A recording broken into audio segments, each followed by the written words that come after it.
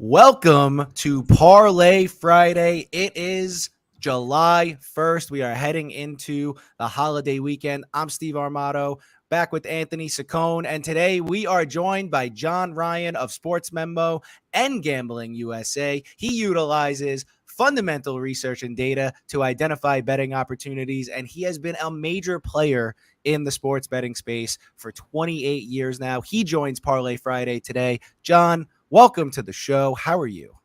I'm doing great, Steve and Anthony. I want to thank you very much for inviting me to be on this great show and looking forward to a good half hour of sports discussion and sports betting. Absolutely, absolutely. So let's begin with you. We want to talk about you a little bit. Take us to where it all began. How and why did you get into the sports betting space? Well, it's an interesting story. I worked on Wall Street as a chief currency strategist in my last job. And in 2000, that career ended, and I'll explain that in a second. But in the mid 90s, I was responsible for the crude oil pits. And that was back in the day where you used hand signals and, the yelling and screaming stuff, right? So it was a Friday afternoon, just meeting with the traders, and there was like 32 of them. And the one head trader said to me, "Why don't you take these models you're building for the bond market and the currency market? We'll apply it to sports betting and make a fortune." I honestly looked at him and I said, "You're out of your mind. It's a coin flip. I have no time to be bothered with this nonsense." Over a couple weeks, he got me thinking about it, and I created a couple small databases. And lo and behold, I saw that history can repeat and can repeat pretty consistently. And that was the beginning of it. So, he was, that one little question got everything rolling and went full time 3 years ago with the big wave of legislation legalizing betting in so many states. And in 2000, I was diagnosed with a rare blood cancer called multiple myeloma. I was given 6 to 12 months. Last I checked, I'm 20 years out, and very blessed by that. But that transition was a monumental part of my life, obviously, and changed everything really for the better.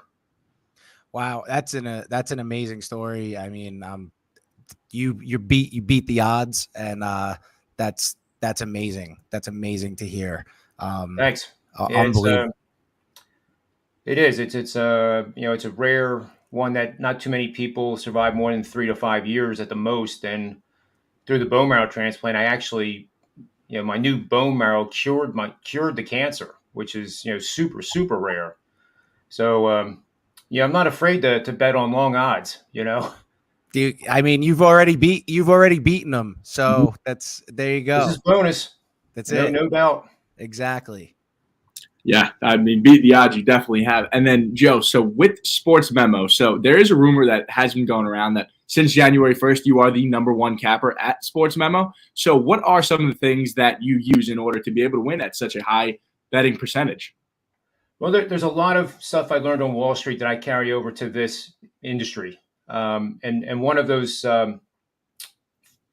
things is called sentiment. So you have market sentiment where tops are made when everybody is bullish. So 75% of the world thinks the market's going to continue higher, and those are red flags. And we see the same thing in the betting markets. And one of the things I always like talking about, especially with new bettors, is that Vegas is not trying to trick you. They're not trying to make a line. They're not making a prediction. What their prediction is our human behavior in sports betting. Like who is going to bet on the Yankees today and who's going to bet on the opponent.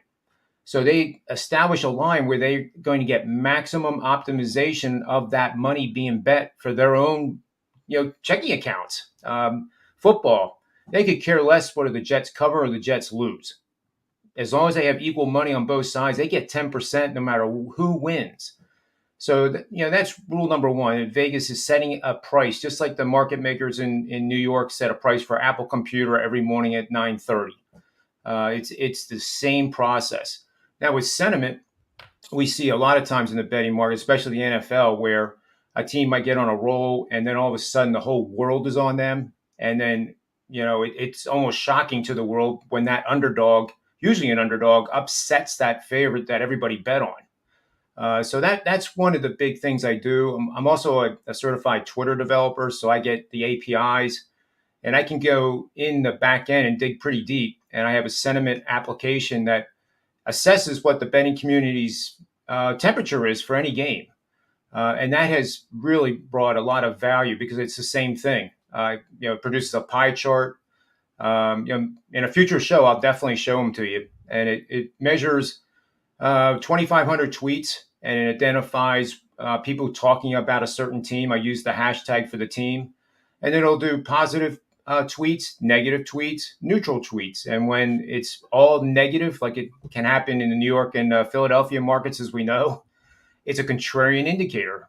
So when the world is ready to fire the head coach and the players stink and this team is awful, that to me, I start digging then even further into the fundamentals to see if it is really a great betting opportunity. So I have a question about this now with the betting based on the betting opportunities. Does this change from sport to sport, or is it similar for every sport for you? It changes, and you really, I have over 5,000 mathematical algorithms and betting systems, right? So that sounds impressive, but it's really not, because you can't in anything use a black box and expect to make a lot of money doing it, no matter what industry you're in.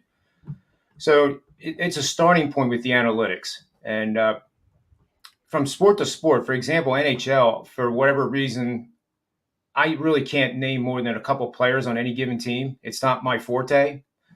But for this year, I just caught fire, and that was why I finished number one in the NHL at Sports Memo. But fundamentally, I know offsides. I know when there's a goal, and that fundamentally it's about what I know. I know what a power play is. I'm not trying to be stupid or anything like that, but it was all analytical. It was all 100% objective, and it worked.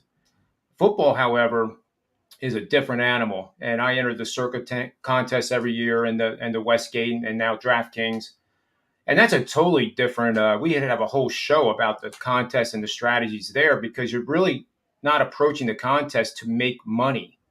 You're competing against 5,000 other people, and when you get to those last couple of weeks, you really need to try to assess who the guys in front of you are and who they're going to bet on. So again, I have an app that identifies their tendencies. Are they betting favorites? Are they betting dogs on certain situations? And it does a pretty good job. And then what you do is you go against those guys. That's the only way you can catch up. That could be a show by itself. There you go. I like that. But football is by far the most time consuming of all the sports, for sure. Football to me just feels it even when I bet on football, it just feels almost you got to do like hours and hours of research for me. I mean, I'm still kind of new to this. I'm only a couple years into this, but it just is not. It's a beast to try and tackle and be profitable for me. So I understand that. And it's a very efficient market too because of the volume.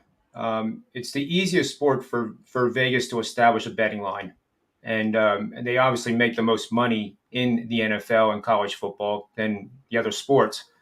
They may make possibly more in the NBA, but that's because it's 82 games. The NFL is 17, as we know.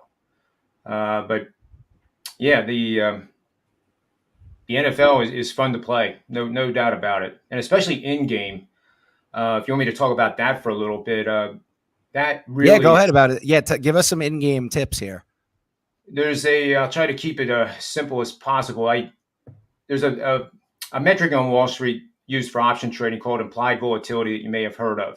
It measures how much the underlying stock or futures contract is going to move between today and the expiration of that option. So I tweaked that mathematical equation for the NBA. And the NBA I chose because it's the highest scoring, most volatile scoring sport we have. Conversely, soccer, 1-0, that could be a final score. So in the NBA, you can have periods of time where they're scoring upwards of 7 points a minute, or they're playing in the mud, scoring 3.5 points a minute. When those situations happen for like a 3-minute period, and there's a reason why it's 3 minutes, and I won't get into it. But when that happens for 3 consecutive minutes, that's an opportunity to bet the over when it's, low scoring and they're playing in the mud and they can't make a three. And then conversely, when they're making everything on the floor and they're throwing up threes and they're going in and it just seems like they're never going to miss, that's the time to do the under. So it's contrarian and it's going to feel funny because the human nature is to follow the trend, right? If they're scoring in the first quarter, like crazy, you're thinking, well, this game's going to go over. But the in-game line is reflecting what you're seeing. And it's not sustainable at those paces. So there's been a few games where I've been able to get 30-point middles. Most of them are in the 20 range. But then you have, and I call it pizza money. So we're not, talking about hundreds or thousands. You're talking, pizza money. And that keeps it fun for everybody then. You're not blowing your bank account to kingdom come by making a stupid bet. And I think, too, advice would be for the new bettor is that, don't bet a game pre-flop or before the game starts. And, you bet on the Eagles and all of a sudden they're down 10-0 to the Cowboys. And then throw in the towel on that bet by betting the Cowboys to hedge it. That's like one of the worst mistakes you could possibly do. It may work the first couple of times you do it, but over time you're going to lose both sides more often than you're going to hedge, Absolutely. So the in-game betting is one of my favorite things, and it comes from being in the pit trading. Every day crude oil, it would be, or the yen, it'd be flying all over the place, and you get a pulse of the market. Watching an NBA game or an NFL game, I can get a pulse of that game and then try to exploit it. Right. And so, John, you kind of like went into what my next question would be, which is just simply for young, kind of young kids out there, what kind of advice would you give them? I know we mentioned, so don't hedge your bets, but what other advice would you really give to young kids out there that are trying to get into the sports gambling industry? That's a great question. Discipline is the first and foremost, and that's easier said than done. I do 3, 4, 5%. I had a 5% max bet last night, and those are basically from the models. I was on the Phillies last night. And, humbly said that makes me 5-0 over the last 12 months in 5%ers for baseball. Sometimes it shocks me when a play wins by that margin, because I don't ever. You can't get ahead of yourself. And if you do think that you're smarter than the betting markets, they're going to humble you. Just like in Wall Street, you start thinking, oh, boy, this is easy. You're going to get your face ripped off. And, it's a lesson. We learn as human beings by losing things like money. And when you lose in the beginning as starting anything, you learn from those mistakes and it makes you a better, so to speak. So that's the number one piece of advice I think I can give. And then, the in-game betting, you really should have a plan in place before. So using that implied volatility statistic, and measuring the team scoring over a period of 5, 10, 21, 28 days, I come up with these specific levels where I am going to do a pizza money bet at specific levels. So I might do 50% before the game start at whatever the betting line is. And then I'll add, like if I'm playing the under, I'll look for numbers that are higher, obviously, than what the number was before the game, the closing line, for example. So if it's 210, for example, I might look at 216 and a half, 221 and a half, and 25% more on each level. But that plan's in place before the tip happens. You can't really do it effectively by the seat of your pants. No, that makes perfect sense. That makes perfect sense. And now, like, this has been great information wise. Like, we don't get this on the show. This is some of the most informational. You're probably one of the most informational guests we've had, which is incredible. Well, hopefully it's worth something for the new bettors. Oh yeah, 100%, 100%. I already know people off the top of my head are going to be loving the information that they're getting from you. But now we got to go into our picks. So best bets, like I said, we'll start with the best bet. And since you're our guest, what is your best bet for today? Well, I like the Phillies tonight. Not many people are going to like that bet. Coming off the 5%er last night, but the models were on them again. we know that Bryce Harper is out and he's going to be out till probably the middle of August. But they have names in that lineup that if they start hitting the ball, like Castellanos had 2 hits last night. That was one of my little player prop bets that came through. And believe me, I've bet him before last night, and he hasn't gotten 2 hits. But the guy is simply due. And there's a lot of guys in that lineup that are very talented players at the plate. And, in my opinion, with Harper out, there's still a silver lining that the defense gets better because now you have the opportunity to put Schwarber and Castellanos in that DH spot, give him a day off from the field. And then you have the 2 younger guys for the righty and lefty pitching situation in center field. You move Herrera over to left, and all of a sudden your defense is better. And I'm nothing against Harper, but this gives the Phillies a little bit more options, I think. We already know Aaron Nola is a stud. Wheeler is pitching great. And I don't think this team is out of it. Whether they make the playoffs or not, it's another thing. But they're only 8 games behind the Mets. They do have to chase the Braves. But in this matchup tonight against St. Louis and their ace, you're getting paid a pretty darn good price here at about plus 130, I think they're at home, coming off a big win. And that's a lot of the reasons fundamentally that I like them. Also, Phillies are 33-21, 18% ROI, following a double-digit win dating back to 2004. They're 11-5, 34% ROI over the last 5 seasons in that role. And if the current game for the Phillies is being played at Citizens Bank Park, which is their home field, obviously, they're 20-9 for 69%. So I think that positive momentum last night, especially Castellanos getting off the snide, so to speak, with 2 big hits, I think that carries over today. And I think Mikolas is going to, I think they're going to get to him. So I was looking at those numbers before because I was for the Cardinals, and I was actually surprised by. So I look at advanced stats a little bit for when I'm making these picks, and I was surprised. Mikolas's expected ERA is much higher than his actual ERA, which would suggest a little bit of luck in there. So you're getting paid a pretty penny on that, and I like that. So I think I'm going to ride with you there. I'm actually going to change my parlay now because I did have the Cardinals in one of them, but we'll figure that out later. But Anthony, what do you got today?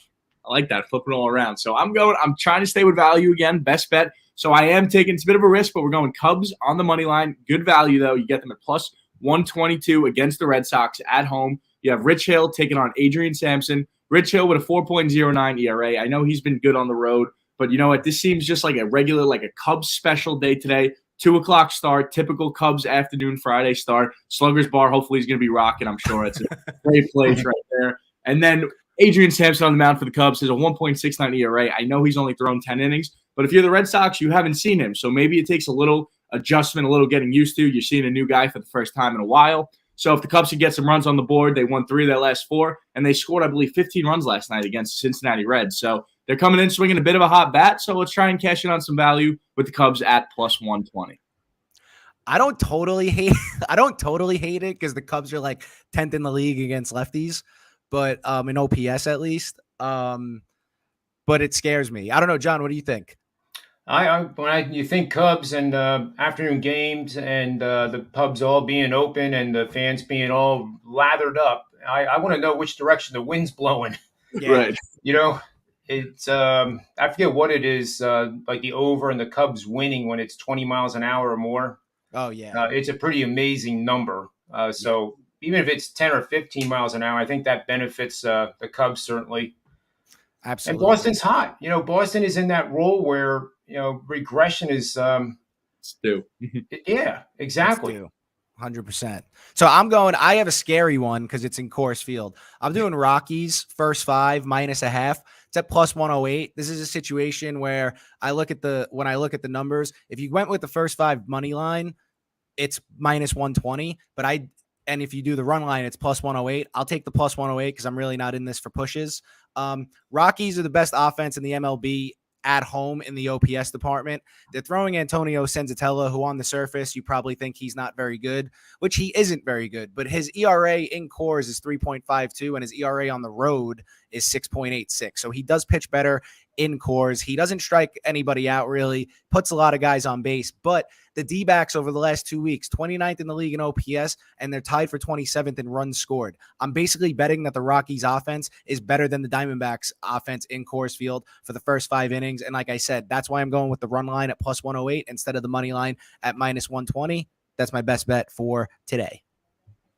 Love it. I love your analysis too with that expected ERA. It's the baseball savant stuff, the StatCast and all that. And that's very accurate what you said. The expected being a gap between what is the real one. And that's huge. Yeah, it is. It's actually turned out it works when you're making these picks, because even today there was a spot that I looked at. Ronzi Contreras is going for the Pirates. His ERA is only like a 2.6 or something like that, but his expected ERA is over 5. So he gives up a lot of hard hit balls. It's just, and the Brewers are hot. It's probably going to be a spot where he comes down to earth, where the Brewers put up some runs and Corbin Burns shuts the door. We'll get into that. We could get into that another time. I know we got to speed it up a little bit here. Parlays, because it's Parlay Friday, and that's why everybody comes to the show. John, what do you have for us? Boy, I'll tell you, I could go a million different directions here, but sticking with baseball, I guess, we're playing the Phillies tonight as a dog. And in baseball, what I really love doing is taking, if I have 2 4%ers, let's say, that are plus 150 to 180, say, I'll take another unit and parlay them together on the money line, because that's where you get the bang for the buck. Taking the Dodgers at minus 200 with, anybody else, you're just limiting what you possibly could make. Like you would never take 2 big dogs and then go for the third one with a minus 200, figuring that they're going to win. And what will happen is you'll win the 2 dogs and the minus 200 favorite will lose. Right. Trust me on that one. Right. But in this case here, I wanted to tie in a game tomorrow. But I like, here's the bet. This will be tonight. Texas plus 170. I'm going to take them and parlay them with the Phillies. 2 dogs. Not sure what that payout is, but it's got to be about 7-1 maybe. So I think that's pretty juicy. And again, just, pizza money. No more than a unit. There you go. I like that. See, I like that, because a lot of times people think you should go big on. You should not go big on parlays. We do this show because It's fun. Parlay Friday is a fun thing for us to do. So it's like you said, it's pizza money, and you get it back, and it's a good time. So I like what you're thinking with that. I have something in that game as well, the Texas game, for mine. But Anthony, what do you have? I know we got a good one here. Yeah, there's a couple first 5, so this bet's going to go quick. So I'm calling it the flyby for July parlay. Get these odds at plus 550. We'll kick things off. First, we have the Milwaukee Brewers minus a half in the first 5. Then we have the Washington Nationals also minus a half in the first 5. And then rounding out this bet is the Blue Jays and Tampa Bay Rays over 9. So we'll start in that game. It's Jose Barrios on the mound for the Blue Jays. He has been maybe the biggest disappointment, or one of the biggest disappointments in the major leagues this season. He has a 5.86 ERA. So we want Tampa Bay to get to him and get some runs on the board there. And then on the other side of the baseball, Toronto, this team, they can absolutely hit 743 OPS. They're tied for 3rd best team offensive average in baseball. So if we can get the 2 teams hitting against each other, Corey Kluber on the mound for the Rays, the Blue Jays should put up a pretty good number on Kluber, who has a 4.5 lifetime ERA against Toronto. So we like this over 9. That's all we need for this bet to cash. Then the Brewers, in the first 5, they have their ace, Corbin Burns on the mound. Hard to bet against their ace, especially in the first 5.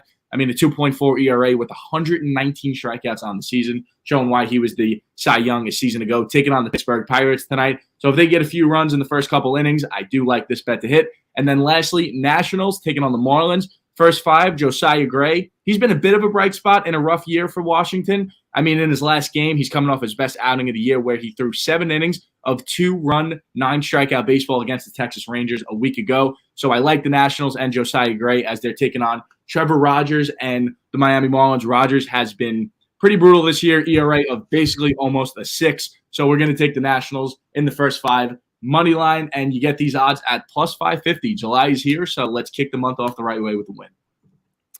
I like the analysis there. That was very, very good. And since we're running low on time here, I'm just gonna go right into mine. I'm calling it We Work on Holidays parlay, and it is plus 727. I'm gonna go Mets Rangers under 8.5. Bassett against Glenn Otto. Bassett's been very good for the Mets this year outside of a couple of starts. His expected ERA is actually a 3.23, which is much lower than his actual ERA of 4.01. On the other side, the Mets are 27th in OPS and tied for 27th in runs scored over the last 2 weeks. The offense has been asleep at the wheel. They just haven't been scoring at all until they prove me wrong. They're a money printer in any game that you go under with for them. So I'm going to start with under 8.5 here, Mets Rangers. Then I'm going Rays money line. This is strictly a value play for me. I think I'm getting the Rays at plus 112. I'm getting Jose Barrios, who's been disappointing. Kluber gets a lot of swings and misses. He gets people out somehow. I just think Rays, the value is all on the Rays today on that game. So if you want it by yourself, plus 112, but I'm going to throw it in the parlay. Then I'm going to throw the Rockies first 5 minus the half into here. I already gave you my analysis on that. That takes us to plus 727. We work on the holidays. That's it. That's the parlay. So, John, before we get out of here, I got the one question for you that we ask everyone. You're stranded on a desert island with one athlete, dead or alive. Who is it and why? Phew. I mean, that's tough. Maybe I could get stranded on an island like 5 times and have a different pick for each one. It's not bad. But I guess at the end of the day, the first name that popped in my head was Kobe Bryant.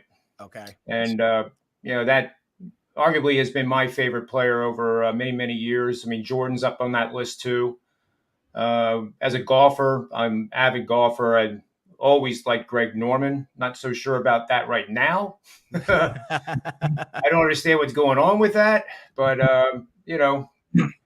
those would be the names that I would throw out there. But if I had to pick one, I think Kobe, because of his toughness, his moxie, overcome the odds type of thing.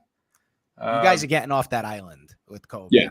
Yeah, I've no doubt. Getting off and quickly, exactly. So, thank you for joining the show today. It was my awesome, pleasure. Awesome having you on. And before you jump off, just tell everyone where they could find you. Well, over at sportsmemo.com, the website you can use is sm.buzz/JR. You can see my profile page there. All the records are 100% transparent. There's also a lot of great handicappers there. And what's different about Sports Memo and Wager Talk is that every one of us use our own money and back it up what we say. So we're giving you a pick. We're also betting it. And I think that's a big difference between everybody else. Love it. Love it. So everyone, again, thank you for joining. Today was a great show. We will definitely have you back on. Everybody, thank you for watching. Thank you for listening. Don't forget to subscribe to us on YouTube, subscribe to us on Spotify and wherever else you get your podcasts. Everyone have a fantastic 4th of July weekend. We'll watch Joey Chestnut eat some hot dogs on Monday. And everyone have a safe, happy 4th. We will see you next week.